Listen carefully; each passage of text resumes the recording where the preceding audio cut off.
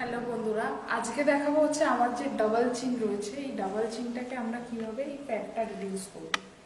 তো প্রথমেই একটা এরকম জেল নিয়ে নেবো। আমি এই জেলটা ইউজ করি, আপনাদের যেই জেল সুবিধা হবে সেই জেলটা নেবেন। নিয়ে ভালো করে এইভাবে অ্যাপ্লাই করবেন। এইভাবে অ্যাপ্লাই করবেন, এইভাবে 10 মিনিট ধরে, এইভাবে এইভাবে ধরে এইটাকে 10 মিনিট ধরে করবেন। এরভাবে যেভাবে আমি দেখাচ্ছি আপনারাও ওইভাবেই করবেন। তারপরে এইটাকে এইভাবে করবেন, তারপরে এইভাবে করবেন,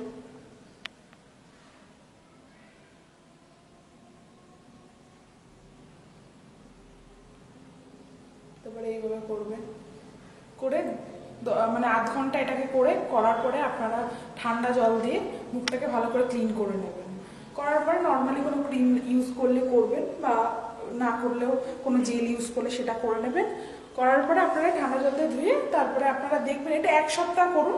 করার পরে দেখবেন আপনাদের এই যে এক্সট্রা ফ্যাট, এই যে এই জায়গাটা ঝুলে যায়, তো সেই জিনিসটা চলে যাবে আস্তে আস্তে। তো আমি তো এইভাবেই করি, কোনো মেশিন কিন্তু কিনতে হবে না, এইভাবে আপনারাও করতে পারেন।